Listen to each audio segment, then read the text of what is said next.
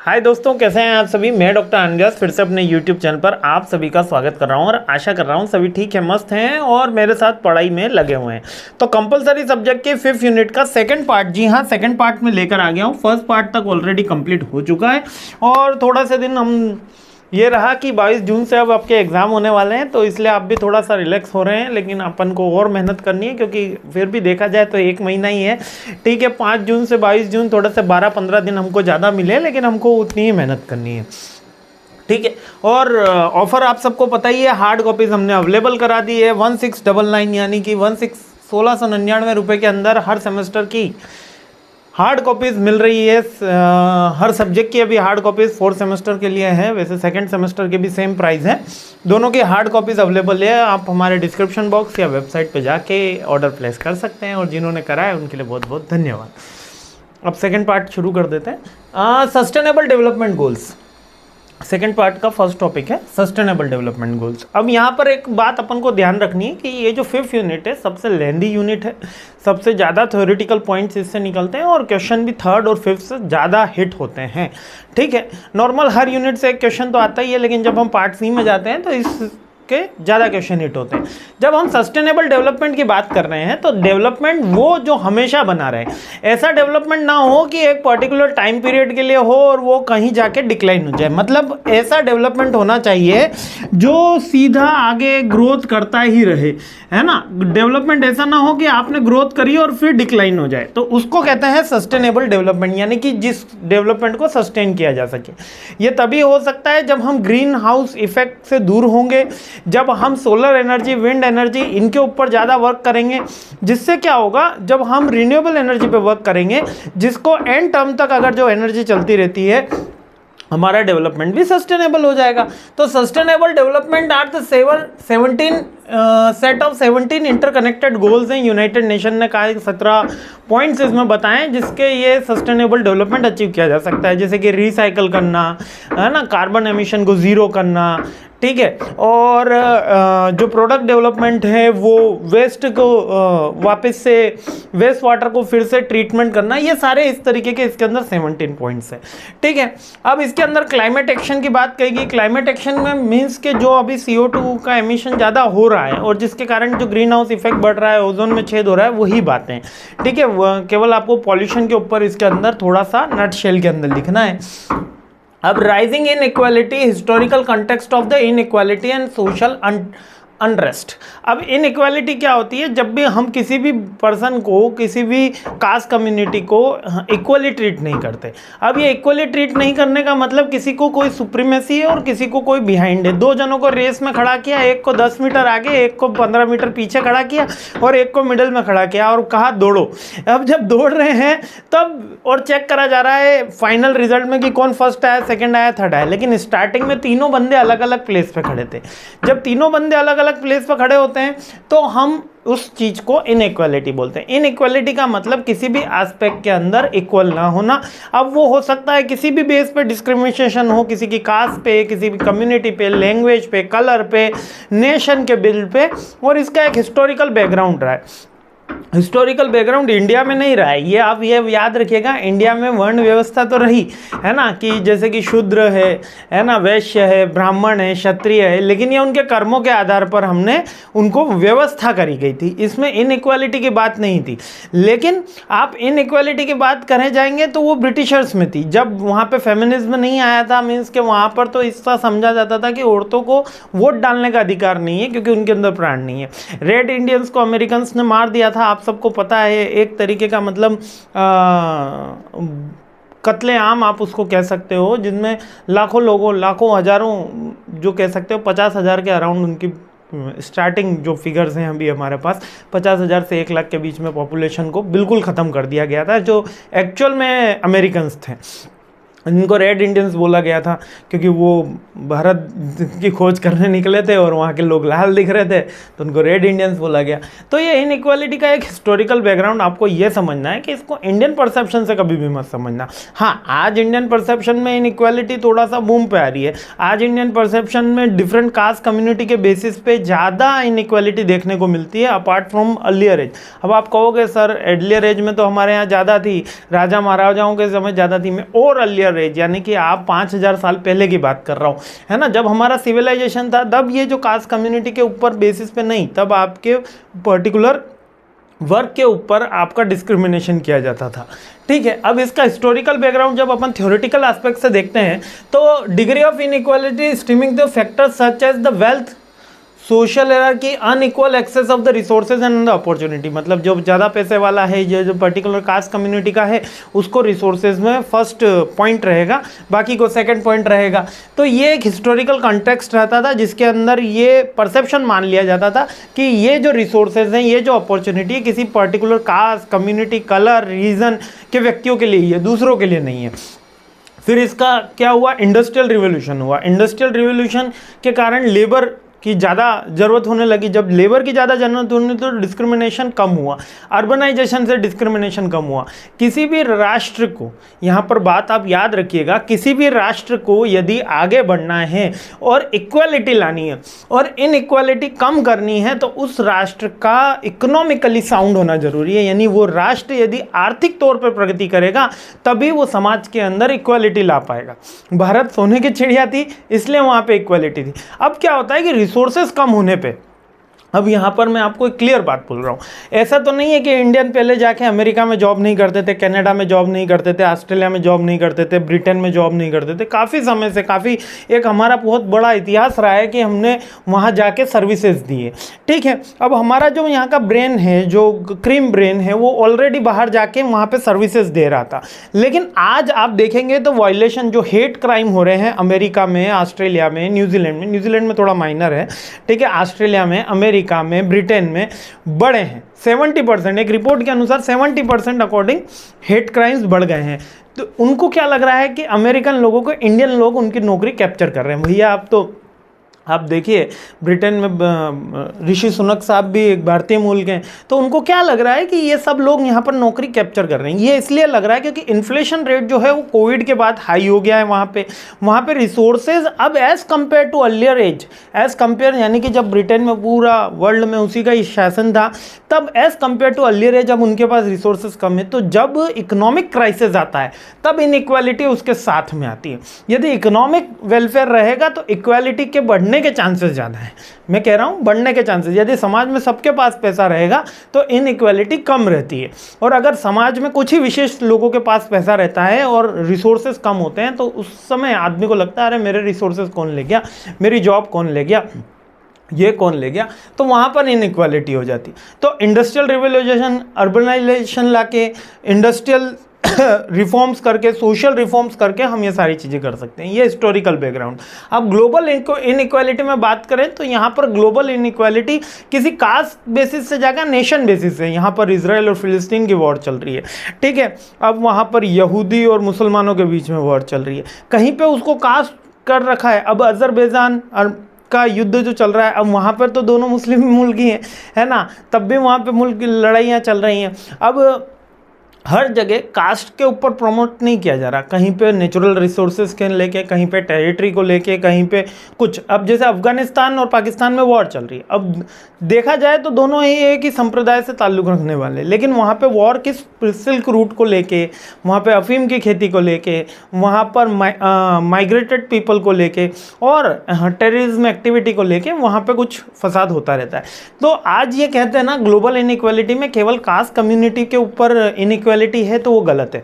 अब कलर पे इनइक्वालिटी आ गई है, कास्ट पे तो इनइक्वालिटी पहले से थी, लेकिन रिसोर्सेज के यूज़ के ऊपर भी इनइक्वालिटी शुरू हो गई है।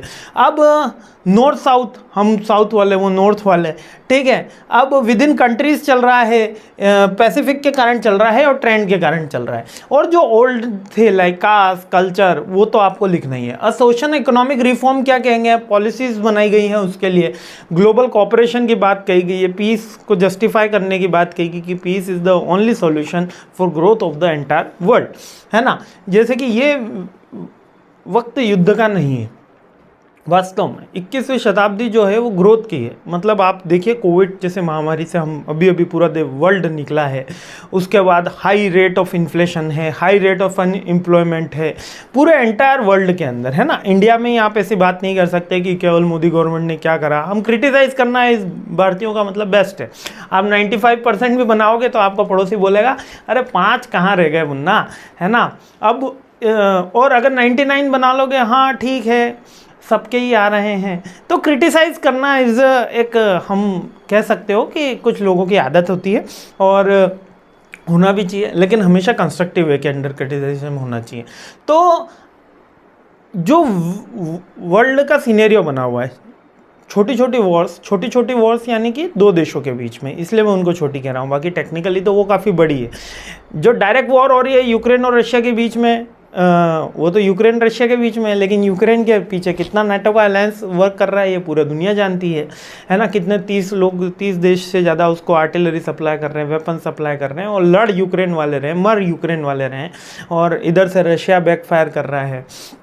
हर देश की अपनी अपनी ज़रूरतें चल रही है। इजराइल और ईरान में युद्ध होते होते रह गया, है ना। तो अभी उस सिचुएशन पे है वर्ल्ड जहाँ पर इकोनॉमिक क्राइसिस है, जहाँ पर इन्फ्लेशन है, जहाँ पर अनएम्प्लॉयमेंट है, जहाँ पर डेवलपमेंट कुछ ही नेशंस के पास है, जहाँ पर पीसफुल इकोनॉमिक ग्रोथ या बिजनेस पॉलिसीज़ कुछ ही नेशन के पास है, वहाँ पे वॉर वर्ल्ड फ्रंट खुल जाना एक बहुत ही कह सकते हो इमरजेंसी काइंड ऑफ सिचुएशन है वर्ल्ड के लिए। तो उसके लिए सोशल और इकोनॉमिक रिफॉर्म्स होने ज़रूरी हैं। यही सारी चीज़ें अपन को इसके अंदर लिखनी है। Civil societies, grass root, global cooperation का पॉइंट अपन को इसके अंदर लिखना है। क्लियर है ना। देखो ये थ्योरी ऐसी है, इसके अंदर आप कंटेम्प्रेरी एग्जांपल लिखिएगा, क्योंकि जो ओल्ड वीडियोस हैं उसमें मैंने इतने कंटेम्प्रेरी एग्जांपल नहीं दे पाया हूँ, क्योंकि उस समय इतनी वॉर्स नहीं थी, है ना। अब जितनी हो रही हैं, अब नेक्स्ट आ गया अपना डिजिटल वर्ल्ड। जो नेक्स्ट वॉर होगी मुझे ये लगता है कि वो डेटा के लिए होने वाली है। बेसिकली जो आज जो रिसोर्सेज हैं, आज जो चीज़ें हैं, वो डेटा के लिए। हमको लगता है कि हम कोई एक्टिविटी कर रहे हैं, हम ये चीज़ हमारी पसंद से कर रहे हैं, लेकिन जो चीज़ें हमको दिखाई जा रही हैं, जो चीज़ें हमको बताई जा रही हैं, उसके कारण हमारा एक माइंडसेट क्रिएट हो जाता है। लाइक के 3 मेंबर्स हैं, केसरिया होली खेल रहे हैं, ठीक है। किससे खेल रहे हैं? एक टबैको प्रोडक्ट से खेल रहे हैं। जब वो टबैको प्रोडक्ट से होली खेल रहे हैं, 3 मेंबर 3 स्टार, तो हमको लगता है यार काफ़ी कूल चीज़ है। आप पिक्चर्स में देखेंगे जो जितना बड़ा क्रिमिनल होगा उसको उतना ही ज़्यादा स्टारडम मिलता है। जो कॉलेज रेगुलर अटेंड कर रहा होता है वो मतलब एकदम कह सकते हो बेवकूफ़ टाइप का व्यक्ति बताया जाता है, चतुर टाइप का व्यक्ति बताया जाता है। यार कॉलेज रेगुलर अटेंड, जो बंक कर रहा है वो बड़ा स्मार्ट बताया जाता है ना। जो एक्स्ट्रा सोशल एक्टिविटीज़ में लगा हुआ है वो बताया जाता है कि हाँ यही जीवन है ना। और एजुकेशन में जो लगा हुआ होता है उसको डल टाइप ही बताते हैं। जिसको सीधा साधा बताते हैं उसको डिमोरलाइज करते हैं। जिसको जो तेज होता है या चालाक होता है या जो चोर होता है उसको फेमिनिज्म, उसको कह सकते हो उसको फेम ज़्यादा मिलता है। फेमिनिज्म तो नहीं, फेम ज़्यादा मिलता है, रॉन्ग वर्ड यूज़ हो गया। मीन्स कि आज जो माइंडसेट क्रिएट किया जा रहा है वो नेगेटिव पीपल्स का बूम करके किया जा रहा है। इससे होता एडवर्स इफेक्ट है। जो सोसाइटी है उसके अंदर क्या हो रहा है, उसके अंदर वही चीज़ें दिखाई जा रही हैं जो बड़े लोग दिखाना चाह रहे हैं। मीन्स क्या, आप सोचिए, अगर हम जनरल बात करते हैं कि क्रिमिनल बनना चाहिए कि एक अच्छा इंसान बनना चाहिए, तो सब बोलेंगे अच्छा इंसान बनना चाहिए। लेकिन एक क्रिमिनल की पिक्चर आएगी, एक जो तस्करी कर रहा है, जो मतलब चांदी की तस्करी, सॉरी अभी कौन सी पिक्चर आने वाली है आप सबको पता ही है, पुष्पा, है ना। जो तस्करी कर रहा है, चंदन की तस्करी कर रहा है, उसको एक स्टार बना के प्रेजेंट किया जाता है। और एक व्यक्ति जो मेहनत, जो 12th फेल आपने देखी है होगी पिक्चर, बहुत ही शानदार मूवी रही, उसके स्टारडम और उसके स्टारडम में कितना डिफरेंस है अब ये महसूस करिए। तो ये आज का डिजिटल वर्ल्ड है। ये डिजिटल वर्ल्ड क्या कह रहा है कि एक तो प्राइवेसी कंसर्न भी है, हर चीज़ आपकी ट्रैक करी जा रही है। आपके सोने से लेकर उठने से लेकर सोने तक जितनी भी सारी एक्टिविटी आप परफॉर्म कर रहे हैं वो सारी एक्टिविटी ट्रैक करी जा रही है through your digital devices, through any digital form. आप जहाँ जा रहे हैं, आप जहाँ से आ रहे हैं, आपकी लोकेशन, सारी चीज़ें उसके अंदर डाटा कलेक्शन और सर्विलेंस किया जा रहा है, जिससे आपके बिहेवियर को ट्रैक किया जा सके और उसके अकॉर्डिंग आपको प्रोडक्ट दिखाए जा सके और आपको वो सेल करे जा सके। और वो प्रोडक्ट भी ऐसे जो लॉन्ग टर्म तक सर्वाइव नहीं कर सके। अब कॉर्पोरेट डेटा प्रैक्टिस, अब डेटा प्रैक्टिस, डेटा को मोनेटाइज किया जाता है, सारा डेटा इकट्ठा किया जाता है। अब हमारे पास ही कुछ कंपनीज आती है, बोलती है सर आपके पास इतना स्टूडेंट का डेटा हो गया, 5,000 10,000 बच्चों के आपकी वेबसाइट पे हिट हो गए हैं, उन्होंने रजिस्ट्रेशन करा लिया है, आप उनका डेटा हमको इतने में भेज दीजिए, इतने में भेज दीजिए, आपको पर स्टूडेंट इतना कमीशन दे दिया जाएगा। तो हमारी ऐसी कोई पॉलिसी रहती नहीं है, ठीक है। तो हमारे साथ आपका डेटा सिक्योर्ड है, लेकिन फिर भी मैं आपको यही कहना चाहता हूँ कि अपना डेटा जब भी आप कहीं पे दे रहे हैं तो कॉशन से दीजिएगा, क्योंकि हर चीज़ ट्रैक हो रही है और वो मोनेटाइज होता है। मीन्स कि जिसका जितने स्टूडेंट्स का डेटा उसके पास, वो उतना बड़ा बिल्डर, वो उतना बड़ा रिच पर्सन। अब नई जो टेक्नोलॉजीज है वो तो बायोमेट्रिक डेटा आ गया है ना। Internet on things, internet on things के अंदर each and everything connected through the clouds और वाईफाई नेटवर्किंग, वो इंटरनेट ऑफ थिंग्स में आ जाता है। अब बस इसके अंदर इतना ही देखना था। अब नेक्स्ट आ जाता है अपने पॉइंट में इथिकल कंसिडरेशन। इथिकल कंसिडरेशन हमको डिजिटल एरा के अंदर लिखना है कि हम प्राइवेसी को प्रमोट करेंगे, सर्विलेंस जो होगा वो रिस्ट्रिक्टेड एरिया में होगा, इन्फॉर्म रहेगा कंसेंट, यदि हम किसी का डेटा यूज़ करते हैं तो उसको कंसेंट दिया जाएगा कि हम आपका डेटा इस पर्टिकुलर सर्वे रिसर्च के अंदर यूज़ कर रहे हैं, प्राइवेसी, और उसका इफेक्ट भी हम चेक करेंगे। और next individual empowerment and the privacy advocacy. अब प्राइवेसी एडवोकेसी का मतलब कि यदि हम किसी का कोई डेटा उसके विदाउट के कंसेंट के यूज़ नहीं करेंगे, कोई भी कंपनी हो, पर क्या ऐसा होता है गूगल जैसी बड़ी कंपनी हर एक चीज़ ट्रैक कर रही है, फेसबुक जैसी बड़ी कंपनी हर एक चीज़ ट्रैक कर रही है। आप मोबाइल का दूर नहीं रह पाएंगे तो आपका डेटा भी कभी भी सुरक्षित नहीं रह पाएगा। तो ऐसे कॉम्प्लेक्स प्रोसेस है, हम काफ़ी इसमें टीडियस जॉब करते हैं, लेकिन मैं फिर भी आपको यही सलाह देता हूँ जितना भी हो सके उतने अकाउंट्स लॉग आउट रखिए हमेशा, ठीक है। लॉगिन परमानेंट 24 आवर्स फेसबुक पे मत रहिए, व्हाट्सएप पे तो आप रहते ही हैं, है ना। जीपीएस को अपना डिसेबल रखिए, हो सके तो 1 घंटा 2 घंटा मोबाइल को दूर रखा करें, है ना। और दूसरी एक्टिविटीज़ में बिलीव रखा करें, ये 1 डे रख पाएँ तो बहुत ही बड़ी बात है, ठीक है। अब नेक्स्ट आ जाता है जनरल डेटा प्रोटेक्शन रेगुलेशन, हाँ, GDPR is basically world wide ये फॉर्म हुए थे, जो डेटा के प्राइवेसी के संदर्भ में भी थे और डिजिटल कह सकते हो डिजिटल प्रोटेक्शन के संदर्भ में भी थे, जिसके अंदर ये बताया गया कि ये लॉ जो है वो मई 2000 EU में बना है, यूरोपियन यूनियन में बना है, लेकिन वर्ल्ड वाइड ये माना जाता है, ठीक है। जिसके अंदर जो डेटा है हमारा, उसकी प्रोसेसिंग करना, उसका यूज़ करना, उसको सेल करना, उसको मोनेटाइज करना और विदाउट कंसेंट हमारे प्राइवेसी के, ये सारे इश्यूज इसके अंदर करेक्ट किए गए थे। यानी कि डेटा फेयर, लॉफुल होना चाहिए, फेयर और ट्रांसपेरेंट वे से कलेक्ट होना चाहिए और पर्पस लिमिटेड होना चाहिए। इसी के कारण फेसबुक के ऊपर जो सबसे बड़ा पेनल्टी है वो यूरोपियन यूनियन ने लगाई थी, गूगल ने भी पेनल्टी इन्हीं के ऊपर लगाई, एप्पल के ऊपर भी पेनल्टी यूरोपियन यूनियन ने लगाई, ठीक है। अगर कोई पूछ लेता है किस लॉ के कारण लगी, तो GDPR के कारण लगी थी उनके ऊपर, ठीक है। अब आ जाता है डेटा को मिनिमाइज करना। डेटा को मिनिमाइजेशन का मतलब कि only collect the necessary data, in unnecessary data आप कलेक्ट मत करिए।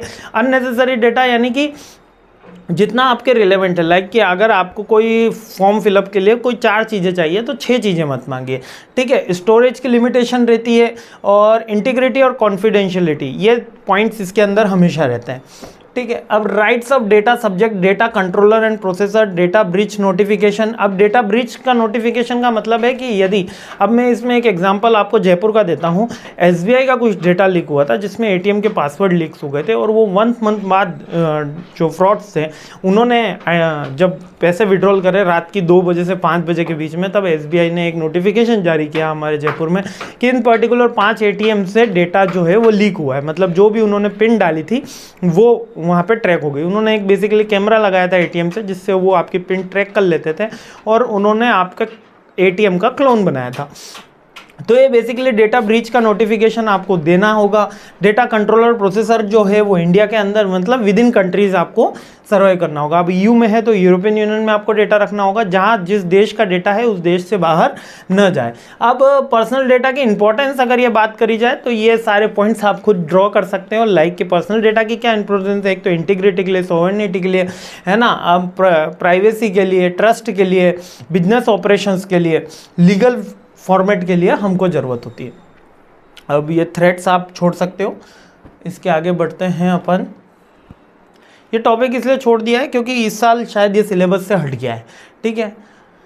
वैसे मैंने बुक के अंदर तो ये टॉपिक कवर किया है, लेकिन फिर भी मेरे को ये टॉपिक अभी जस्ट रिसेंट जो मेरे को लग रहा है वो हट चुका है, जो रिसेंट डिजिटल थ्रेड्स के, ठीक है। अब ये 5 साइड, अब एआई की बात आ गई है, उसके साथ कौन कौन से रिस्क एसोसिएटेड है। एआई क्या है, आर्टिफिशियल इंटेलिजेंस है, ऑलरेडी हमने इसके ऊपर डिस्कस प्रीवियस यूनिट्स में कर लिया है, इसलिए केवल आर्टिफिशियल इंटेलिजेंस ऑलरेडी मैं बता चुका हूँ। इसके रिस्क कौन कौन से, सबसे पहला तो अनइंटेंटेड। एआई जो है वो खुद का दिमाग रहता है, तो आप किसी के ऊपर क्लेम नहीं कर सकते। जैसे कि जो सेल्फ ड्राइविंग कार है, अगर उससे एक्सीडेंट हो जाता है तो आप किसको बोलोगे कि भैया तुमने गलत किया, ठीक है। लॉस ऑफ कंट्रोल, यदि हमने एआई के ऊपर कंट्रोल कम कर दिया या खो दिया तो उसका कौन जिम्मेदार होगा।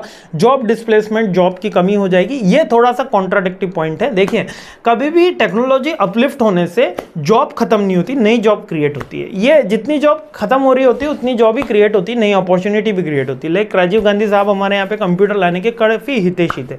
वो चाहते थे कि हर देश में, अपने पूरे भारत देश में हर बच्चा कंप्यूटर चलाए, ठीक है। तो उस समय की जो अपोजिट गवर्नमेंट थी वो विरोध करती थी, नहीं नहीं ऐसा नहीं होना चाहिए, जो कंप्यूटर ना आएंगे तो देश में गरीबी बढ़ जाएगी, बेरोजगारी हो जाएगी, सारी चीज़ें हो जाएंगी। लेकिन कंप्यूटर आने से हमारे देश में नई अपॉर्चुनिटी आई, नई जॉब शुरू हुई और नया एरा क्रिएट हुआ। तो कंप्यूटर आज, विदाउट कंप्यूटर हम इमेजिन भी नहीं कर सकते, है ना। विदाउट कंप्यूटर हम इमेजिन भी नहीं कर सकते कि हमारा देश कितना पिछड़ा हुआ हो जाएगा। तो एआई के बिना आज एआई को हमको अडॉप्ट करना होगा क्योंकि नई टेक्नोलॉजी है। लेकिन जॉब डिस्प्लेसमेंट, पुरानी जॉब जैसे कंटेंट राइटर्स की जॉब हो गई, फोटो एडिटर्स की जॉब हो गई, ये चली जाएगी। लेकिन एआई डिज़ाइनर की जॉब, एआई कोड जनरेटर्स की जॉब, ये नई जॉब शुरू हो जाएगी। तो एक जॉब चल जाती है, दूसरी तो जॉब डिस्प्लेसमेंट हुआ है। प्राइवेसी एंड सर्विलेंस का हमेशा इशू रहता है क्योंकि ये सारी चीज़ें ट्रैक कर रहा होता है और उसके अकॉर्डिंग ही आपको जवाब दे रहा होता है, ठीक है। अब वेपनाइजेशन तो ठीक है। अब न्यू एज ऑफ इथिक्स, ये इंपॉर्टेंट क्वेश्चन है, याद रखना। ये एग्जाम में बार बार पूछा गया क्वेश्चन में से एक है कि new age of ethics explain करो, और इसका सवाल का आंसर हर बार अलग होता है क्योंकि इथिक्स जो है वो कंटेम्प्रेरी एरा से आते हैं। सबसे पहले तो इमर्जिंग इथिकल चैलेंजेस क्या हैं। जो इमर्जिंग इथिकल चैलेंजेस में तो डेटा प्राइवेसी आप लिख सकते हो, वॉर जनरेशन के पॉइंट लिख सकते हो, इसके अलावा एल्गोरिदम कह सकते हो, और जॉब डिस्प्लेसमेंट, यही सारी। और नेक्स्ट आ जाती human centric approach. Human centric approach की ये पर्टिकुलर मेरी कास्ट कम्युनिटी का है, वो आज की में देखने मिलता है। Multi stake holder engagement. अब मल्टी स्टेक होल्डर एंगेजमेंट एक न्यू एज ऑफ इथिक्स में भी पॉइंट आता है कि आज जो जॉब है वो ग्लोबलाइजेशन के कारण उसमें डिफरेंट पॉइंट्स रहते हैं, डिफरेंट सबके कह सकते हो इंटरेस्ट रहते हैं, लेकिन सबको तो सेटिस्फाई करना जरूरी नहीं है। तो वो मल्टी स्टेक होल्डर एंगेजमेंट एक न्यू एज ऑफ इथिक्स का पॉइंट आता है। रेगुलेटरी और प्रोटेक्शन, रेगुलेटरी और पॉलिसी रिस्पॉन्स एक नॉर्मल पॉइंट है। Ethical education and awareness. अब मैं ये समझा देता हूँ इसमें लिखना क्या है, क्योंकि थ्योरेटिकल पॉइंट आप एकदम से याद नहीं होंगे। न्यू एज ऑफ इथिक्स का मतलब ये है कि इथिक्स जो होते हैं वो गोल्डन रूल्स होते हैं जो सब जगह इंप्लीमेंट होते हैं। लेकिन आज जो 21st सेंचुरी है इसमें कौन कौन से इथिक्स ऐसे हैं जो हमको ध्यान रखना है। तो डेटा प्राइवेसी का इथिक्स ध्यान रखना है, डिस्क्रिमिनेशन नहीं करना है, सेंट्रिक अप्रोच है, मल्टी पर्सन अप्रोच है, लेकिन फिर भी हमको सबके हितों की रक्षा करनी है जो दिक्कत होती है। रेगुलेटरी कंप्लायंसेस वर्ल्ड के फॉलो करने हैं, और इथिक्स के बारे में एजुकेट करना है, अवेयरनेस करनी है। इसीलिए तो ये पॉइंट एमबीए में अंदर भी चल रहा है। तो यहीं तक हमारी 5th यूनिट कंप्लीट हो जाती है, और ये पॉइंट अच्छे से याद रखना। मैं अभी बोल देता हूँ, अंतिम प्रहार में क्वेश्चन आएगा need of new age of ethics. तो अंतिम प्रहार के लिए भी मोस्ट इंपॉर्टेंट क्वेश्चन है। और यहाँ तक हमारी 5th यूनिट कंप्लीट हो जाती है, सब्जेक्ट कंप्लीट हो जाता है। अगले सब्जेक्ट पर जंप करते हैं और जल्दी से हमारी सीरीज आगे बढ़ाते हैं। जय हिंद।